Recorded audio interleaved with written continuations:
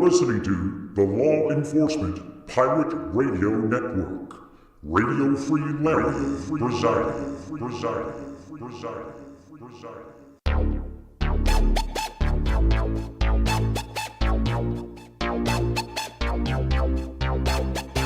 You can run, but you can't hide.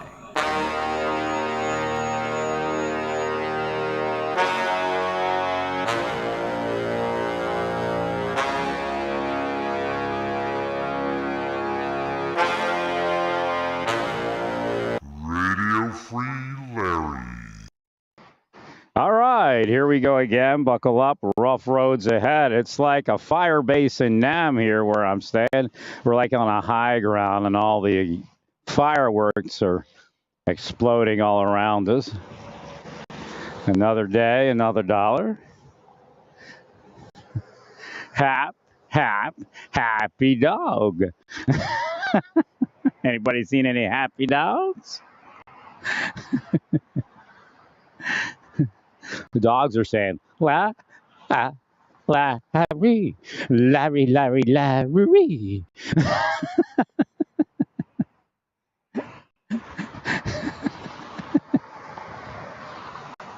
See? It's still kind of weird because I have these other headphones that I'm monitoring with. I don't know. I got another pair coming tomorrow. They wanted to freak me out about them. It's pretty funny. They were doing visuals all day and subliminals.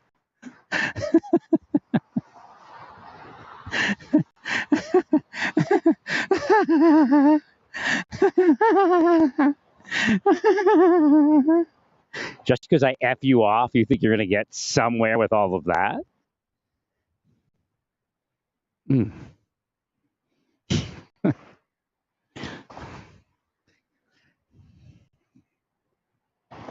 So again, the cool air is starting to mix with the heat of the day, because about 11:30 is when the storm's going to roll in, at least at this point.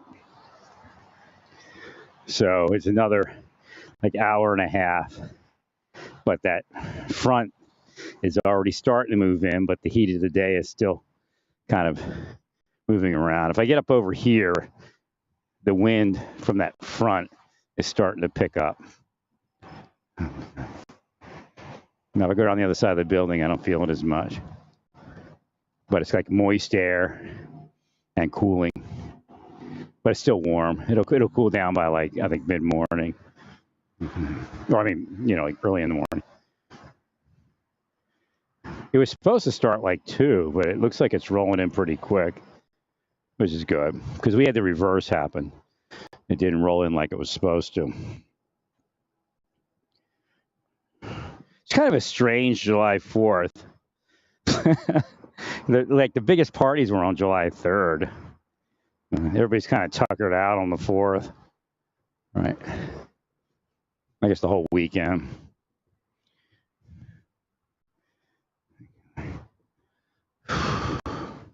Probably not going to walk too much tonight.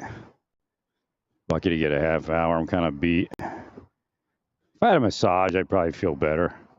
Have better quality muscle in my legs. Because I'll completely get rid of those spurs. But they're blocking. That's part of blocking the apartment. Blocking massage therapy.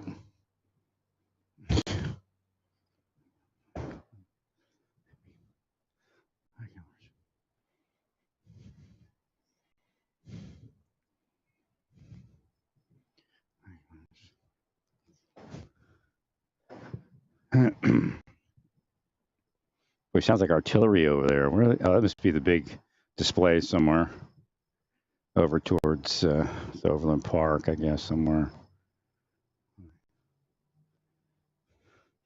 Sounds like a Howard's or a battery.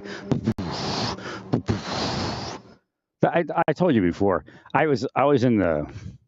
What were we doing? I can't remember what we were doing. I was in the 101st, and we had some sort of thing we were doing, and they told me that we had a guard. We'd be like an ammo guard or something.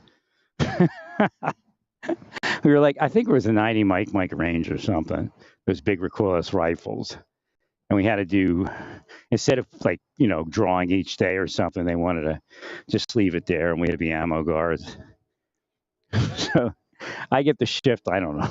I don't remember. It was nighttime. That's all I know. So I'm sitting there and like, it's going to be a chill night. I don't even think we had was I there by myself?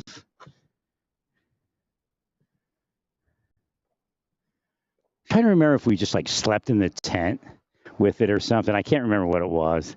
I thought I was by myself. Was I there with someone else? I think I was there myself.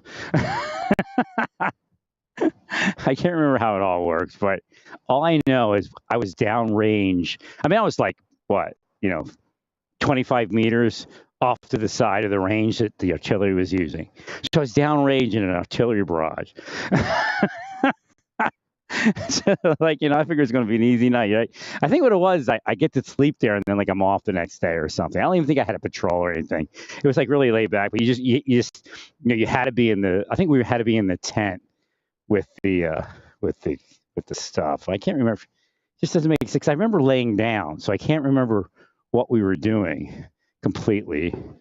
I don't remember anybody else being there with me.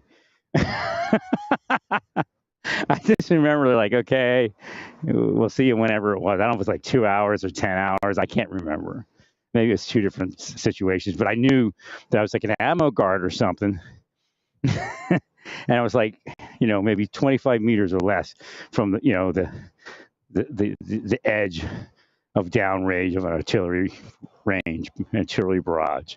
So I'm just like thinking it's going to be an easy night here. I'm like, oh my God. I mean, it was serious. It was close enough to be serious.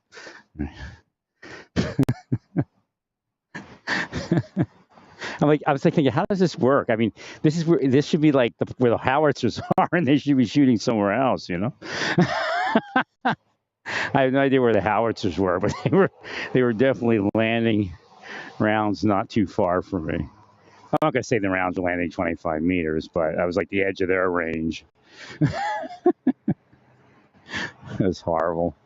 Like, oh my God, I get like PTSD from that.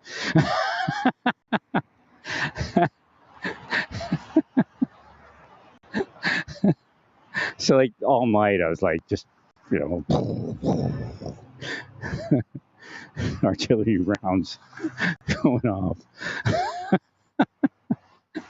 I mean, it was like quiet, like nobody was like, okay, we're getting ready to do this or anything like that. Or, hey, get ready. I'm just sitting there going, oh, it's going to be an easy night.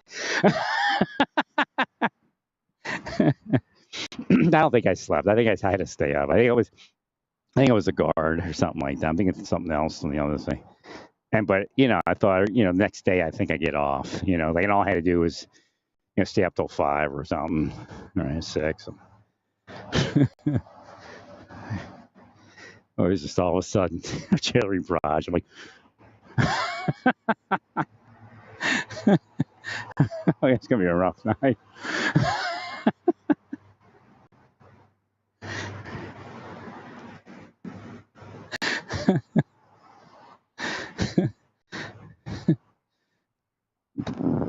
I guess during the day they wouldn't do that, right? Or if the range was actually occupied. I imagine maybe they didn't even know I was there, because you were only probably scheduled for the daytime, right?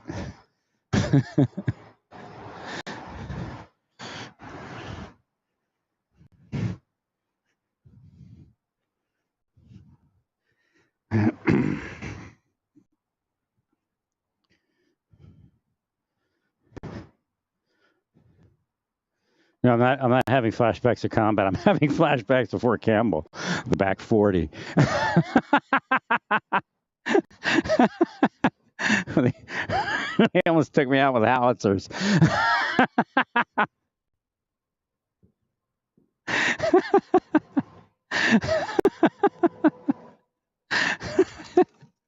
don't know. Maybe somebody was there. Was Robert? What was that guy's name?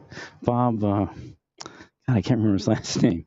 He drank all he drank his whole time in the Army.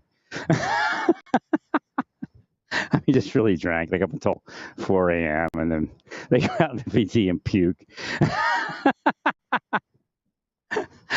He was in like, yeah, what is it called? We went to Egypt with What is it, Bob? He's from California.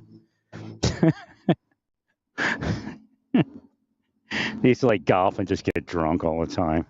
And they actually, him and the other guy, I don't remember his name, this tall guy they used to hang with, and they got a ticket for being drunk on a golf cart.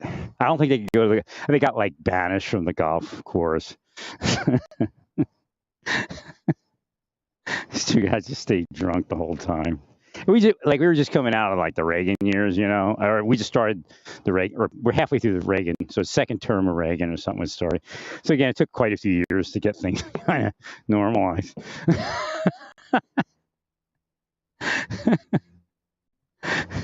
See, I got in the Army, like Reagan had already started cleaning it up, right? So, you know, it wasn't as easy as it was 4 years earlier. But it's still kind of crazy in there. And like people would walk around like, I mean, I was just like amazed how open people were about it. They were like, yeah, I came from the 82nd. You know, I went overseas, but I was in the 82nd. The 82nd, we carried, you know, a quarter ounce apiece of marijuana in our backpack. It was like it's like part of the packing, unofficial packing list. Like, I can't believe this guy's telling me this.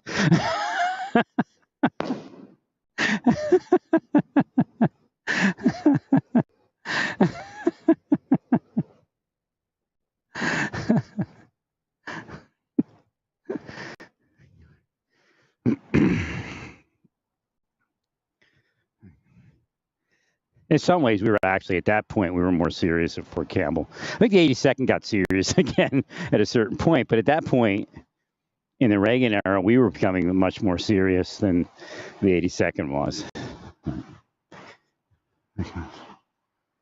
And then I was really surprised when I got to Fort Riley. I was like, you know, it's probably one of the most fit mechanized units, at least back then in the Army. 100%. Because I was like bummed. I want to go light, you know. I kept trying to get to a light unit. Now, when I was over, it was weird because we weren't light TO&E, but we were considered light or air mobile. I can't remember. When I was in 3rd Brigade, sporting the DMZ in 2nd Engineers,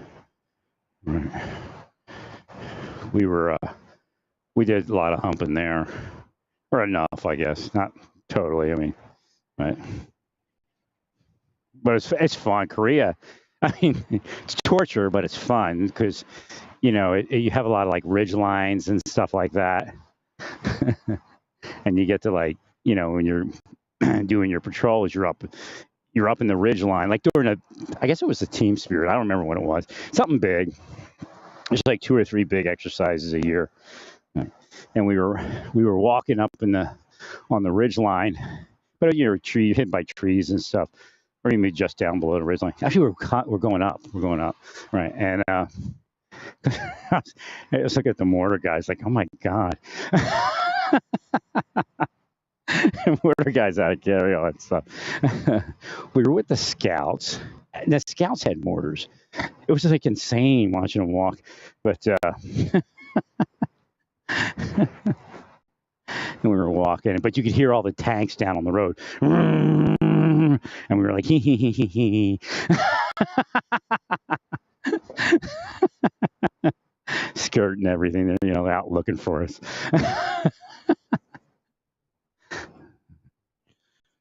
That was pretty cool, that exercise. We assaulted something at the end. I can't remember what it was.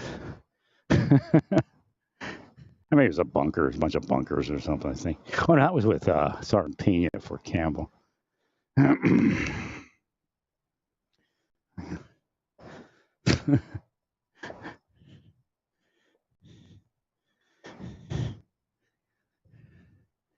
I was trying to get to a light unit, and it's like, you know, going to Fort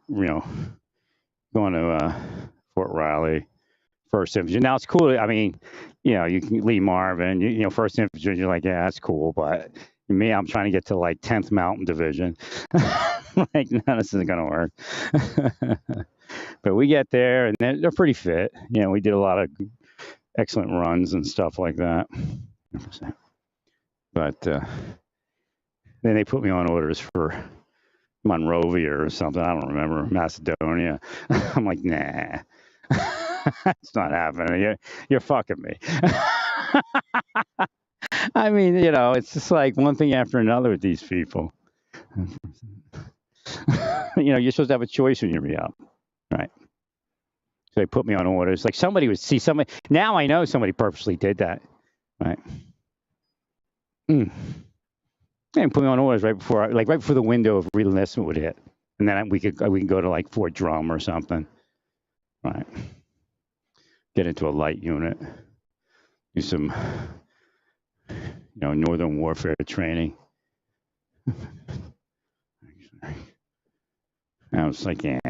Back then, I didn't know it was on purpose. And then it really must have pissed him off because then all of a sudden I'm like, I'm going to go in federal law enforcement.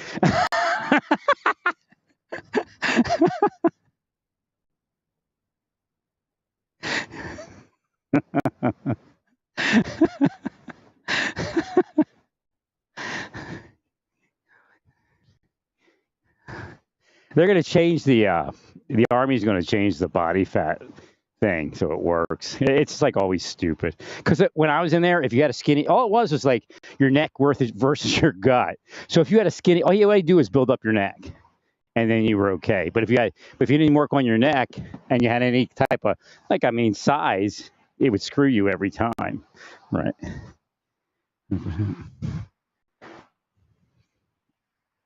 I mean, they would show like these nobody people that had no fitness would pass it, and then like this bodybuilder dude would like fail it. Not just that. That could run like forever. Like the stupidest thing. Actually, I was somewhere where they were very accurate. It may have been Fletzy. I can't remember. Somebody was really accurate with that, where I was over the years. Right.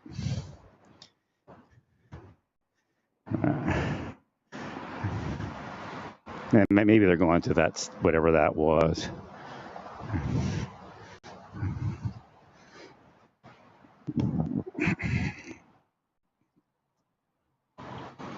It was like crazy back then in the Army.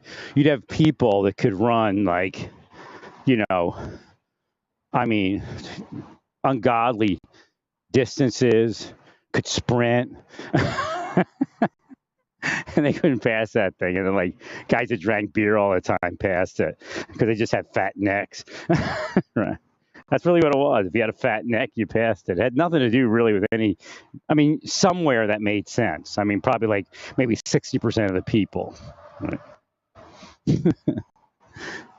Which means it probably didn't make any sense. Right. Just we're lucky it fits 60% of the people. Right. All right. What is this up here? Trying to push through this thing, get some exercise. All right.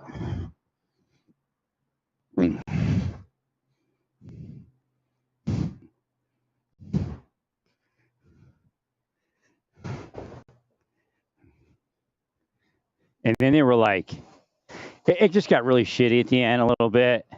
And I really was dissatisfied with how my, some E7 got, the first sergeant position and became our first. He was like a shithead. And I should have went to sergeant major on him. And but I'm not like that. But if I did, it probably would have straightened out very quickly. He would have hated me. Which I think Sherrod was still there. He may have left. Actually, Sherrod left, I think. That's probably the problem. Oh, no, Sherrod was there. He was there a little bit longer. I remember him talking to me about reenlistment or something like that. Yeah, I think he said he wanted me to stay or something. Right? The Vietnam vet. Thank you, Larry.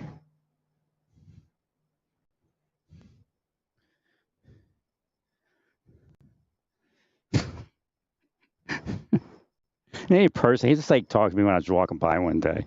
But I didn't like him either. I didn't like his leadership style, should I say. I respect Vietnam veterans because I think every soldier has a use. And if there's some failure, that means we didn't figure it out. Right? And we can figure it out if we figure it out. Right? Again, the idea of and none seek after God, because we're somewhat self-focused, and we don't focus on somebody that we could probably salvage, right? He was big into fitness, and of course he loved me, but because of that, and I guess I was very competent.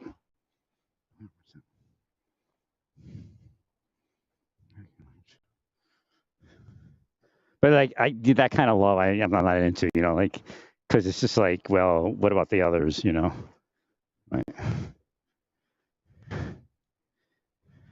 They put the squad leader out, like the E6, and he was a good guy. It just wasn't a fitness oriented guy, but like he had a lot of worth.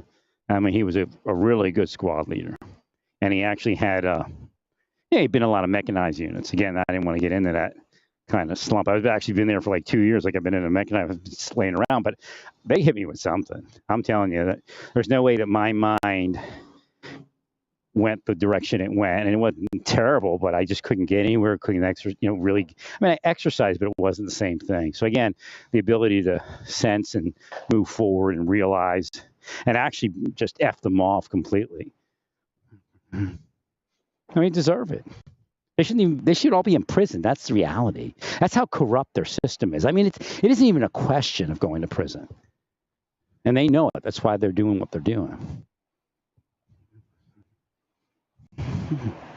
Yeah, but that what was his name? Sergeant, not Cedeno. That was E7, E6. But they're both Puerto Rican.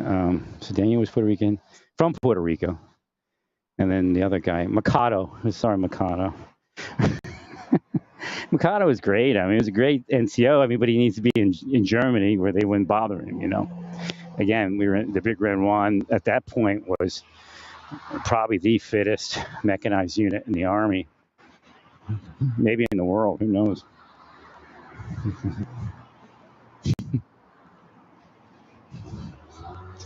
Again, we were the breach unit in Persian Gulf, and we were prepared for it.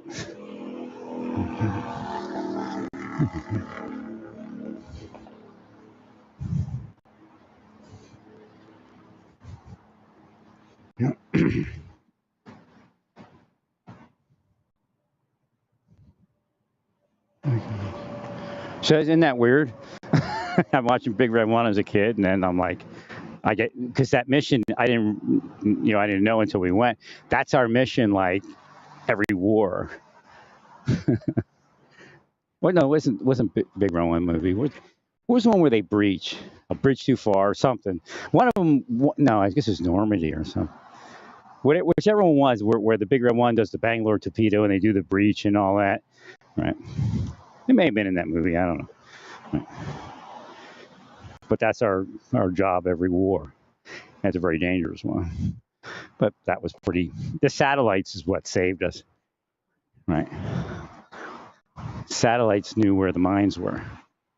And a very rudimentary capability to do that. But they used satellites to do it, which was amazing.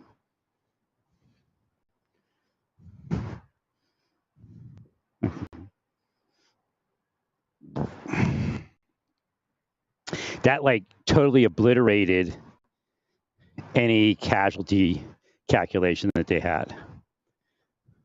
Theoretically, we would run into a minefield. But as soon as they figured out where the mines were, that wasn't going to happen. Right. I mean, we did encounter mines, but not like one of those minefields while we're trying to breach. But again, the air war had decimated them so much. It's just they were just shell shocked. Right. And I told you we took that guy prisoner for a little while. Called him Fuji. Well, we actually had to breach the wire. He was on our side of the wire. We were going down the what was that? The trench line, I guess, kind of the bunker line after the initial breach, and we were kind of clearing stuff out, looking around for. That's where it was actually before we got him is when they got the big Silver Star thing where we detected enemy combatants they hadn't cleared the bunker line, and everybody was out like open hatch, just chilling, getting ready to, because it was after the initial breach, which we didn't have a follow-on mission because they didn't know we'd be mission capable or know if we will be. And then we looked, and off to the side were all these enemy combatants. We swung around with our 50 cal and all that, and cleared the bunkers. And then like we're driving, and then like we look, and we're like, well, who's that over there? And it's like on the Saudi Arabia side of the Iraqi wire. But I mean, it's still Iraqi territory. So he was like on the wrong side of the wire. He was like on where we would be. So we had to drive over, breach the wire, just to take him prisoner. And the other sergeant with me was Sergeant Cuevas, and he was Puerto Rican. But of course, he looked like possibly Saudi Arabian, right? If you ever seen Sergeant Cuevas, he could pass for an Arabic guy, initially. Right? So he just looked, so sad. And I've got this big 50 cal on him.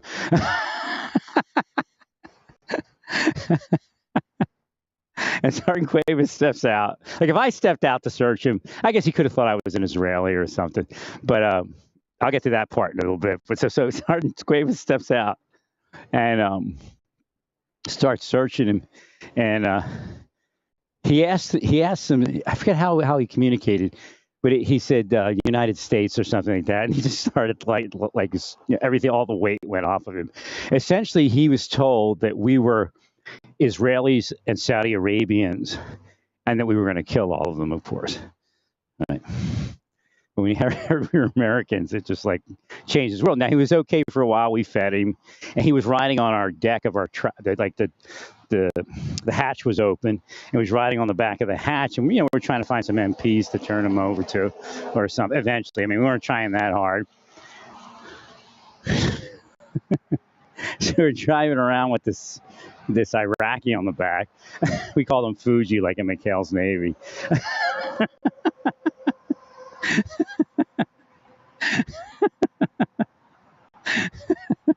So we have to take out. Well, actually, the fighting we hit something, and it slowed. It's like we were kind of speeding up, and then we slowed down, and they wanted us to look at they wanted us to clear the bunkers, and then eventually they said, "Don't even do it. We don't have time." But we have to go up. We had to go up to way up top above Kuwait.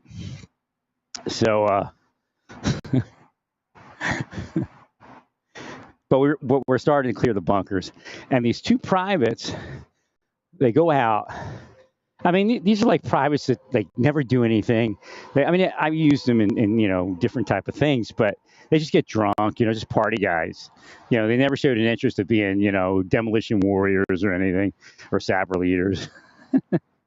So they go and they prime some bunkers on their own. And we're all sitting there, and Fuji's on the decklet. I'm in the cupola. I don't even know. We weren't even that far. We were like, how far is that? Like maybe 20 feet from the bunkers. And they don't yell fire in the hole or anything. They just go boom. And that was it. This guy Fuji was, obviously he'd been bombarded for probably weeks. He just lost it. He was like no longer stable, so I'm like, we got to find some MPs and got to get him some help. So we went, and I think it actually happened for us. We found MPs really quick and said, here's our prisoner. Because that explosion just decimated his mind. Right.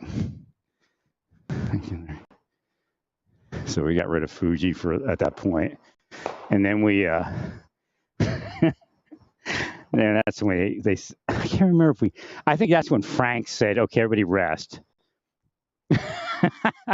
And we slept we didn't sleep that long. We slept like 2 hours or something. Right. And then they're like, what are you doing? Schwarzkopf got mad at him going, no, you got to keep going. So then they like woke us all up like real early. And then that's when we started driving like, I guess, top speed. And for us, it was like 40, everybody was going like 45 miles an hour about, and we just hightailed it up to the highway of death. through a couple Republican Guard units. Right.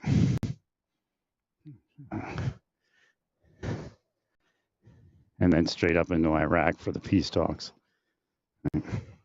Yeah, I went through a lot of bunkers up there, searched them, blowing them up. Once we got into Iraq again, because they wanted us to get rid of whatever we could there.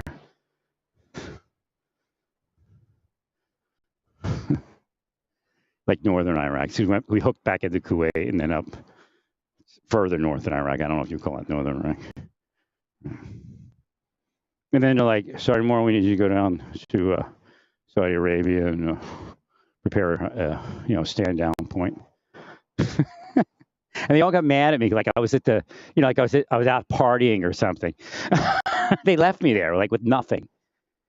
And then that's when I got the amoebic thing, the dysentery, and at least that's what they thought it was, right? It's not like in my records or anything, but it probably part of my issue, stomachs and stuff, right? But I spent like a week in the hospital, and they said like if I didn't get there, I could have died. It was one of those dehydration type of things. I mean, nothing was. This like female major sitting there, and I'm squatting next to the tire. We're like, where's the evac hospital?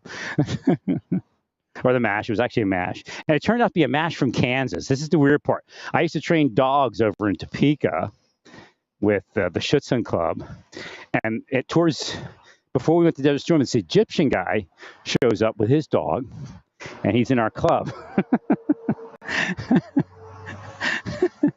And he's like an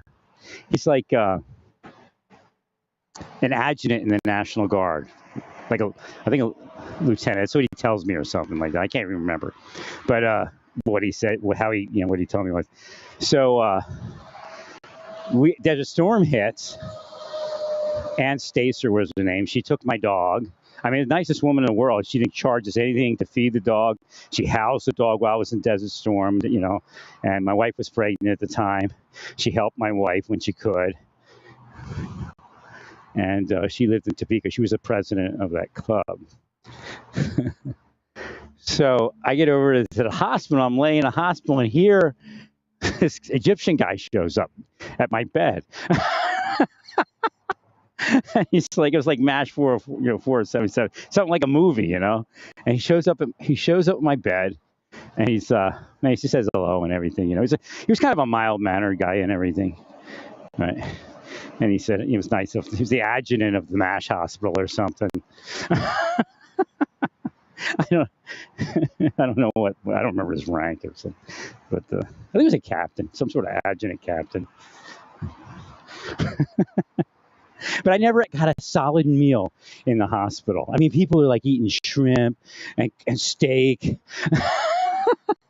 I mean, everybody thinks I'm getting over, and I'm like, I could have died. Yeah, and there's like this dude, like a surfer dude that was part of he just like a surfer dude to me. He was like a nighttime nurse, and he's like, you want something to help you sleep? And I'm like, no, I think I'll fall asleep. Oh, no, dude, you can have some of these. It's like a drug pusher. I'm like, no, that's okay. I'll sleep on my own.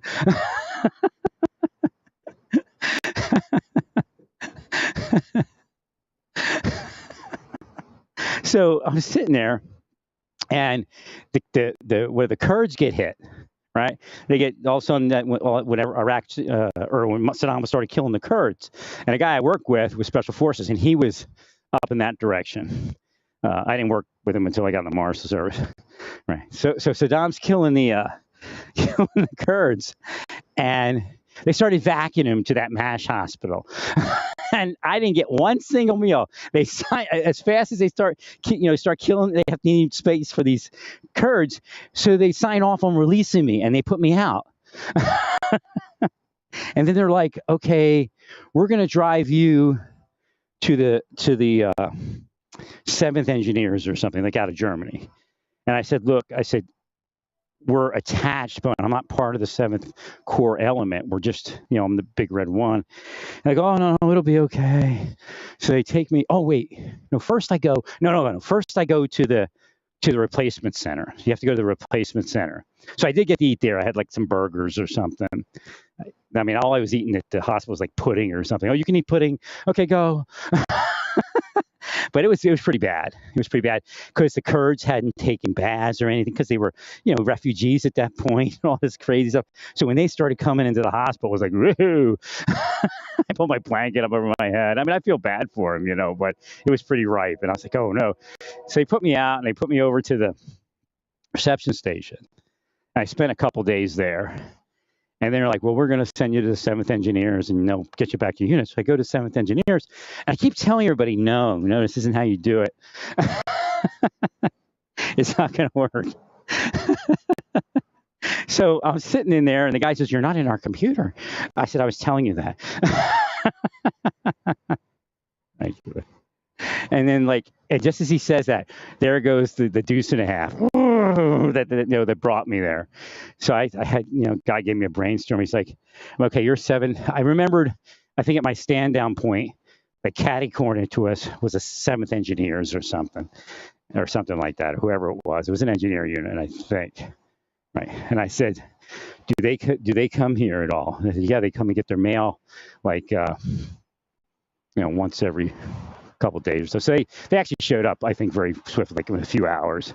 I hopped, I said, hey, can you take me, I'm about, a couple hundred feet from you. Can you take me over their stand down point or whatever? Right. So they took me over there. So I'm well now. They show up and they go, well, you got to go back up to Iraq with us. I'm like, okay, I'm alive now. So they take me up to Iraq and everybody's like treating me like shit. Like I was like at the party zone. like I was in Itaewon in Korea at the dance clubs. But so I get up there and they said, okay, we're going down. Now they're going to go down to the stand down point that I built. I mean, I put stakes in. I did all sorts of things that nobody was doing because every company had their stand down point they were building. I'm down there and I'm making a real one. And then all of a sudden I'm halfway dead. And we drive back down there and they're all complaining about, whoa, this really sucks down here. I said, yeah, I told you there's nothing here. What they were doing is they were building a rec center, but I don't even think we got to use it. We left before it was finished. Right.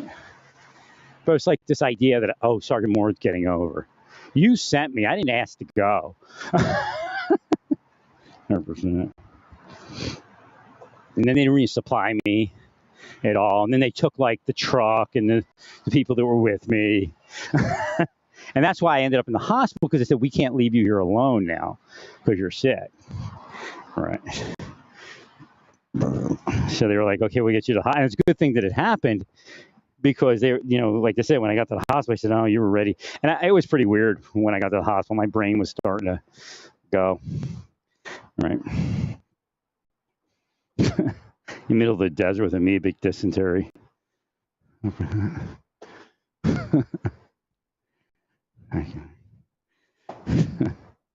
So they all act like I was like some scammer or something. Like, what? I spent like a week in the hospital. I was there probably another week trying to make their stand down point. Had no food, barely at all. Obviously the water wasn't good. But when they all came back down, I started working out with picket pounder. But that's when I noticed my joints started getting screwed up. It was that fast. Right. Over the years, I learned how to fix it, but something happened while I was there. I had a problem I never had before.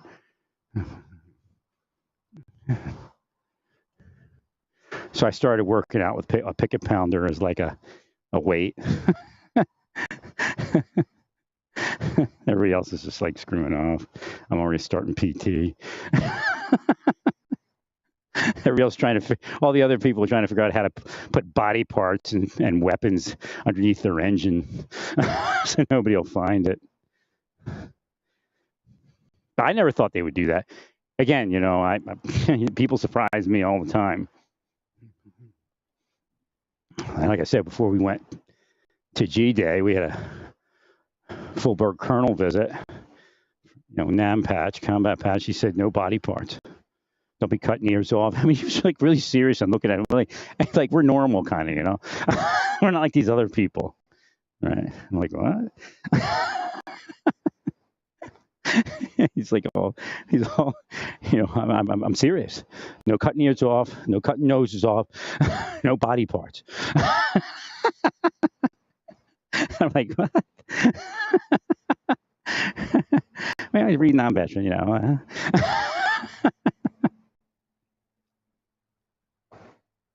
And then, you know, the people tried to do it, right? They actually tried to take him home or something with them.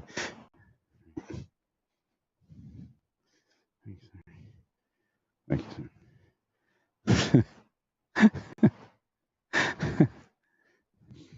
don't think it was. It may have been the brigade commander. I don't know, or he may have been somebody connected to the division or something. But he was a full bird. No, I don't think he was a brigade commander. I mean, he may have, but I don't think it was forget who he was. It could have been the brigade commander. Who knows? Maybe like that personal type of guy. Because Rain was like that. Rain was just like when we'd have our practices for the breach, he'd roll up in his Humvee, you know, kick off his helmet and his LBE, grab a cigarette, have a smoke, you know. He'd be like lounging in his Humvee. A division commander. Rain was really level-headed. He used to fight our colonel because our colonel would be like, "My men can do this," and Rain would be like, "No, they can't." He like protected us from death. Thank you, Larry. Our colonel was always volunteer. That's why we were like the first units over there. That's why I was like almost the first person over to to Saudi Arabia. We missed Christmas and everything. He volunteered us. And I think that's what, you know, Rain appreciated that, but I think once he started, you know, volunteering us to die, he's like, okay, this guy is so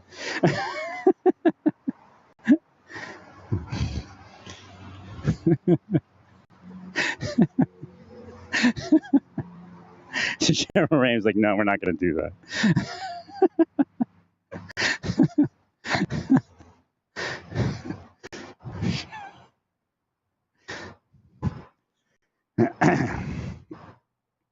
Yeah, we were one of the first units in the Khobar Towers.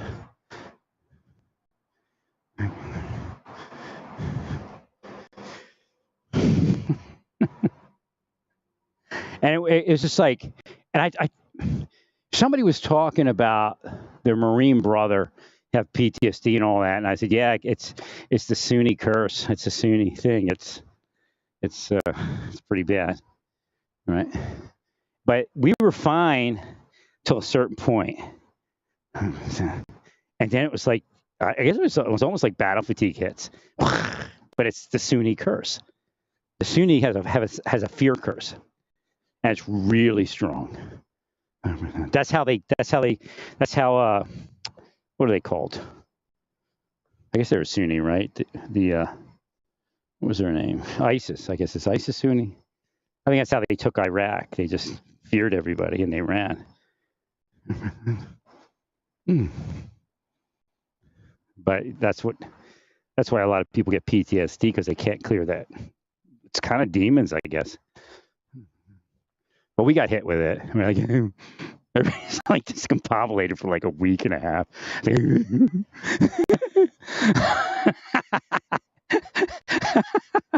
Sergeant Quay was probably played it the coolest. But it started like dissipating the closer we got. And then we had an artist. I think my driver was an artist. And he took a marker, like a graffiti artist, but he was also an artist. And he just drew Wasteland Warriors on the side. I can't remember what else was there, but I remember Cuevas probably has a picture of it, or had. He had the greatest photos. I wish he donated that to something so we'd have access to it, or digitized it. But I still got that flag. It's probably the first U.S. flag on G-Day. Because when everybody else took their flags down or didn't have them. Like I said, that's the only order I disobeyed that I can remember. So, nope, that flag's not coming down.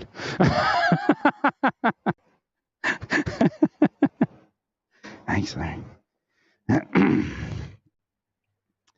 But that like started building us back up. I don't know what power it had, but we called ourselves the Wasteland Warriors, and our minds clicked somehow.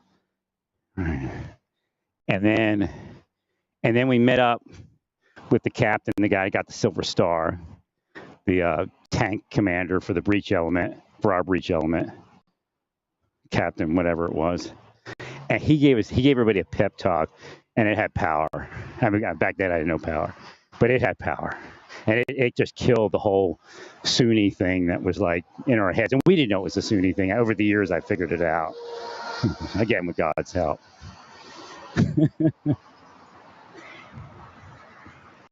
So as soon as he gave us that pep talk, it was like over. But I mean, it's like crazy until we really started going. I mean, we're sitting there on the line, and the Apaches come overhead, and we got camouflage nets up and stuff, and they're crashing our camouflage. I'm like, what the hell? I got 2 soldiers out on an outpost to the front. And I couldn't get my hatch closed because, like, what is that thing? The sleeping mat. There's a sleeping mat that was stuck in it. Ants just pouring into the track from the Apache. Saying they got like a TA-1. I got a TA-1 out the front with 2 guys in a hall, you know. And Apaches come overhead to, you know, take out whatever elements are to our front, and and I'm just trying to, because Apaches are red. I mean, it's like right over top of our camouflage net almost.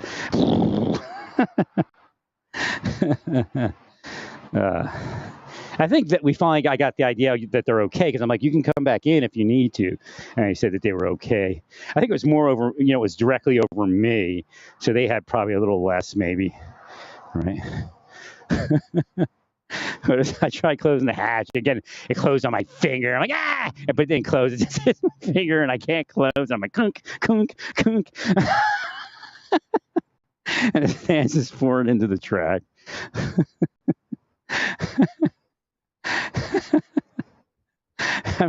I think we had to take the camouflage down. I think it was like trashed at that point. It was totally caught up and everything. We took the camouflage down, I think, the next morning, but it was real close. I think it was a few days. And it's like, they're like, okay, go get breakfast. And we go, it was like the day before G-Day. Like, go get some breakfast. Got some warm breakfast. Like, I guess we eat MREs or something. And we go up over to, we have to go up a hill a little bit, and then there's a deep incline on the other side, or incline on the other side. So it's kind of like we're in front of a ridge line, right? And then there was like, we had hills behind us. I think I don't remember what unit. Is this thing working? Chest, SSS, yes, right. So it was our unit, but I think it was 10s. I think we had like M1s up on the, maybe even Bradleys. I can't remember if Bradleys or M1s, but they were up on the hill behind us. It wasn't a real tall hill, but a little bit. So again, the Iraqis couldn't see what was happening behind this ridge line, right? So that's why they, you know, of course, selected that location. But what they had done is they had built a road all the way up to that, on the backside of that ridge line, and they stayed down below, you know, so the Iraqis couldn't see them. But they had already built the main supply route all the way to that point. We were at the, you know, Iraq, Saudi Arabian border on the west side. Right. I think we were to west of Hafar al-Batin or something. I can't remember what it was.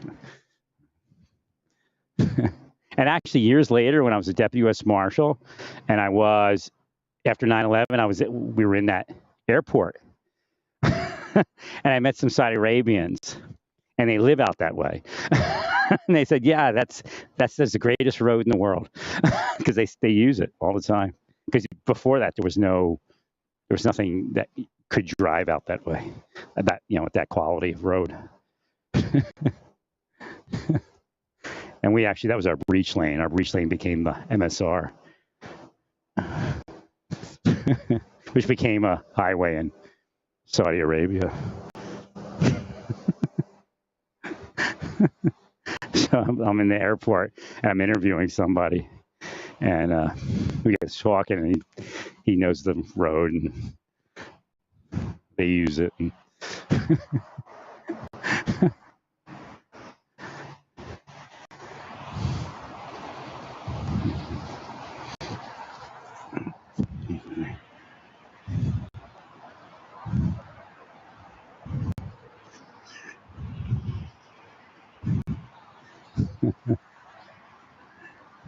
my life used to be like that. It was just like, I end up these places. All of a sudden, the big Gander crashed, and then I end up at the peace talks. It's like, of course, these two privates are chilled out, the LB off, helmet off, and there comes like the Iraqi entourage. I'm like, oh shit. But again, like, I care about that, but most people don't. I notice that, and that it doesn't necessarily overly bother me, but that's not something the way we usually are. If we knew the Iraqi entourage was coming at that point, they wouldn't have been laying there like that, right? Thank you, Larry. All right, I got to drink some water. Okay. Thanks, Larry. So we let a lot of them go home, and we weren't there to, as long as they weren't armed and all that, we just go on home.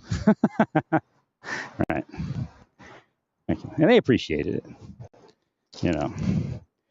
Although, like I said, when we hit the oil fields, we started taking prisoners again, a Republican Guard, and they were saying, look, we appreciate how you're treating us, but if we took you prisoners, you'd be dead. Said it to our faces like that. I'm like, what are you saying that for? You weird? You weird like these cops in Lenexa?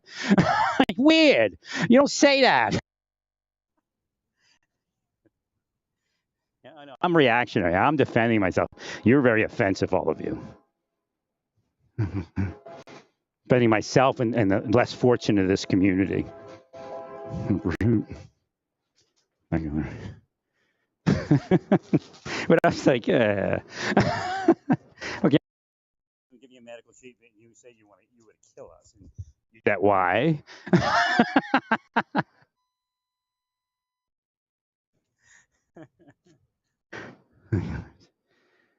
Thanks, Lars.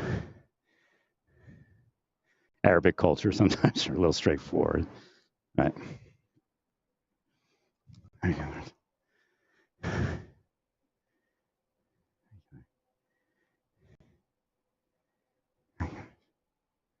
I think, and like I said, I think the medic that came and treated these Iraqis, that was like her next mission. She died because she stepped on a mine.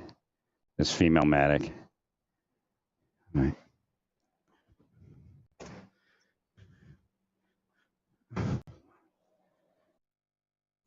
And that was one of the hallmarks of that particular war versus previous wars, how fast the medical treatment was available. Right. That's why they took morphine away to hinder the medical treatment. Because I was a combat life. They say that if you used morphine, it would get in the way of the follow-on treatment. Not that I was like into it. But they said you're going to find that you don't have your morphine in your bags. Again, it's probably a good idea anyway, right? Oh, I used it, but I forgot to log it. Everybody getting high and everything.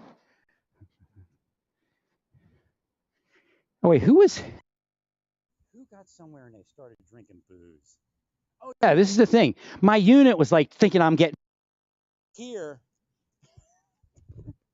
They like get to some headquarters element building somewhere. I can't remember where it was. And they all find like expensive whiskey. And they all sat around getting drunk. telling me I'm getting over, and I'm in the hospital just about ready to die. Wait, this thing went. Test. Test.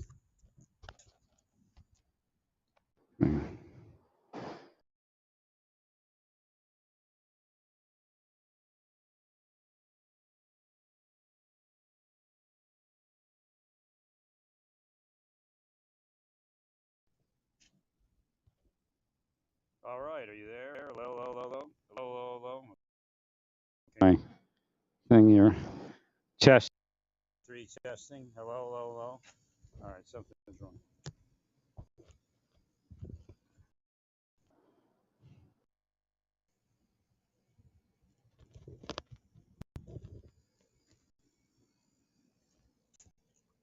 All right, are you there? Hello, hello, hello. Something's wrong.